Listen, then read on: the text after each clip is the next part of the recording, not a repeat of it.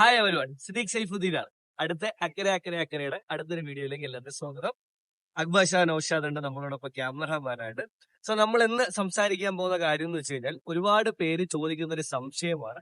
UK-യിൽ internationally ആളുകളെ higher ചെയ്യുന്ന പൂർണ്ണമായിട്ട് സ്റ്റോപ്പ് ചെയ്തോ ഇല്ലയോ എന്നുള്ള കാര്യം. സോ അതിനെ പറ്റിയാണ് നമ്മൾ സംസാരിക്കാൻ പോകുന്നത്. സോ നമ്മുടെ വിഷയത്തിലേക്കാണ്. ഒന്നാമതായിട്ട് നമ്മൾ മനസ്സിലാക്കേണ്ട ഒരു കേസ്, UK ഗവൺമെന്റ് ഒരു നിയമം കൊണ്ടുവന്നിട്ടുണ്ടെങ്കിലും അത് മെയിനായിട്ട് എല്ലാ മേഖലകളിലുമല്ല, കെയർ വിസയിലുള്ളവർക്ക് വേണ്ടി മാത്രമാണ്. അതായത് ഇന്റർനാഷണലി കെയർ വിസയിൽ കൊണ്ടുവരുന്നതിന് പകരം ഗവൺമെന്റ് പുതിയതായിട്ട് ഇറക്കിയിരിക്കുന്ന നിയമം എന്ന് വെച്ച് കഴിഞ്ഞാൽ, അവിടെ ലോക്കൽ ആയിട്ടുള്ളവരുണ്ടെങ്കിൽ അവർക്ക് പ്രയോറിറ്റി കൊടുക്കുക.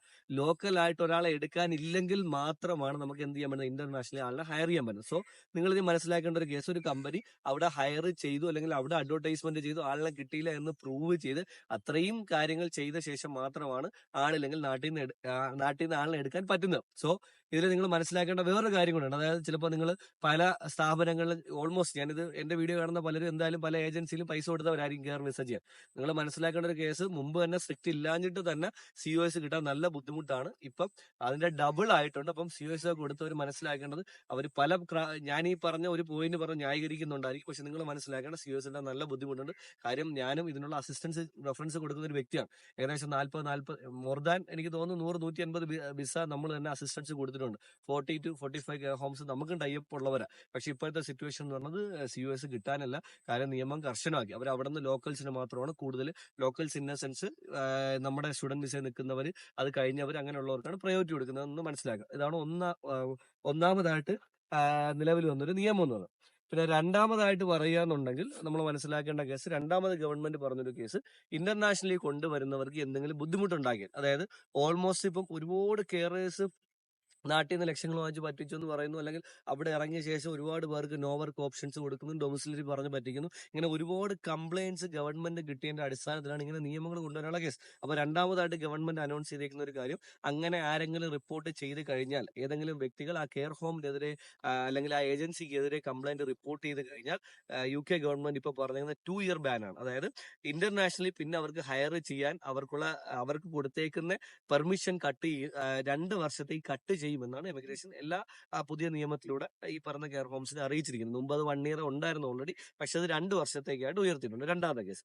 മൂന്നാമത് UK ഗവൺമെന്റ് കൊണ്ടുവന്നൊരു ക്രൈറ്റീരിയ എന്ന് വെച്ച് കഴിഞ്ഞാല്, ഈ കൊണ്ടുപോകുന്ന ആളുകളെ, ഇപ്പൊ നമ്മൾ നാട്ടിലുള്ള ഏജൻസീസ് പല കോസ്റ്റുകളും പറയും. ഏജൻസി പറയുന്ന അനുസരിച്ച് അല്ലെങ്കിൽ അവർക്ക് കൊടുക്കേണ്ടതിൽ നിന്ന് കമ്മീഷൻ കൂട്ടി പല ഏജൻസീസും നാട്ടിൽ നിന്ന് വാങ്ങിക്കുന്നുണ്ട്. ആ പൈസയെ പറ്റിയല്ല ഞാൻ സംസാരിക്കുന്നത്. ഇവിടെ നിന്ന് കൊണ്ടുപോകുന്ന പല ഏജൻസീസും നിങ്ങൾ കൊണ്ടുവന്നു എന്നൊരു എക്സ്പെൻസ് എന്നുള്ള രീതിയിൽ പലരുടെയും സാലറിയിൽ നിന്ന് ഓരോ മാസം എമൗണ്ട് ഡിഡക്ട് ചെയ്യുന്ന ഒരു രീതി ഉണ്ടാകും. അത് സ്ട്രിക്ട്ലി നിർത്തണം. അത് അവർ പിടിച്ചു കഴിഞ്ഞാൽ ഈ പറഞ്ഞതുപോലെ ലൈസൻസ് വരെ സസ്പെൻഡ് ചെയ്യുന്ന രീതിയിലേക്ക് പോകുമെന്നും പറഞ്ഞാണ് പുതിയൊരു അനൗൺസ് ചെയ്തിരിക്കുന്നത്. അതായത് ഇപ്പൊ നിങ്ങൾക്ക് 1500 പൗണ്ട് സാലറി ഉണ്ട് എന്നുണ്ടെങ്കിൽ അതിൽ നിന്ന് 150 പൗണ്ട് അല്ലെങ്കിൽ 250 കട്ട് ചെയ്യും എന്നുള്ള രീതിയിൽ നിങ്ങളെ സാലറി കട്ട് ചെയ്യാൻ പാടില്ല എന്നുള്ള സ്ട്രിക്റ്റ്, അത് പ്രൊഹിബിറ്റ് ചെയ്തുകൊണ്ടുള്ള ഒരു പോയിന്റിലൂടെ അവർ ആഡ് ചെയ്തിട്ടുണ്ട്. പിന്നെ മെയിൻ ആയിട്ട് വന്നേക്കുന്ന ഒരു അപ്ഡേറ്റ് എന്ന് പറഞ്ഞാൽ സാലറി ത്രഷോൾഡിന്റെതാണ്.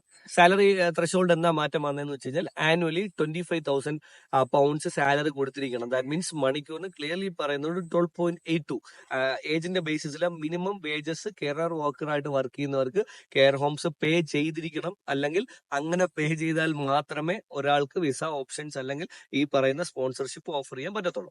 അതുപോലെ തന്നെ ഒരു പോയിന്റ് കൂടെ എനിക്ക് വീഡിയോയിൽ ആഡ് ചെയ്യണം തോന്നിയത്, UK ഗവൺമെന്റ് ഈ നിയമം എന്തായാലും സ്ട്രിക്ട്ലി അവരെ കൊണ്ട് ഫോളോ ചെയ്ത് കൊണ്ടുപോകാൻ പറ്റുമെന്ന് ഞാൻ വിശ്വസിക്കുന്നില്ല. കാര്യം എന്ന് വെച്ച് കഴിഞ്ഞാൽ, UK ഗവൺമെന്റ് ഏറ്റവും കൂടുതൽ ഫേസ് ചെയ്യുന്ന ഇഷ്യൂ എന്ന് പറയുന്നത് ലേബർ ഷോർട്ടേജ് ആണ്. കാര്യം എന്ന് വെച്ച് കഴിഞ്ഞാൽ, പണിയെടുക്കാൻ ആളില്ല. ബ്രിട്ടീഷുകാർ എന്തായാലും കയറി കെയർ ഹോമിൽ ഈ പറഞ്ഞ പരിപാടികളൊന്നും ചെയ്യൂല. അപ്പം അവിടെ ഏറ്റവും കൂടുതൽ വർക്ക് ചെയ്യുന്നത് ഇന്ത്യൻസും നേപ്പാളീസ് അല്ലെങ്കിൽ ഈ പറയുന്ന പാകിസ്ഥാനീസ്, ഇങ്ങനെയുള്ളവരാണ്. ഇന്ത്യൻസ് ആണ് ഏറ്റവും കൂടുതൽ വർക്ക് ചെയ്യുന്നത്. അപ്പം ഓട്ടോമാറ്റിക്കായിട്ട് സ്റ്റോപ്പ് ചെയ്ത് കഴിഞ്ഞാൽ അവിടെ ആളിനെ കിട്ടൽ വളരെ കുറവായിരിക്കും. കാര്യം അവിടെ ഓൾറെഡി നിൽക്കുന്നവർ, ഞാൻ മനസ്സിലാക്കുന്ന കുട്ടികൾക്കൊന്നും, ഇപ്പൊ നമ്മുടെ അടുത്ത് വരുന്നവർക്ക് പോലും ആർക്കും കെയർ ഹോമിൽ പോകാനോ വർക്ക് ചെയ്യാനോ ഇൻട്രസ്റ്റ് ആയിട്ടുള്ളവരല്ല.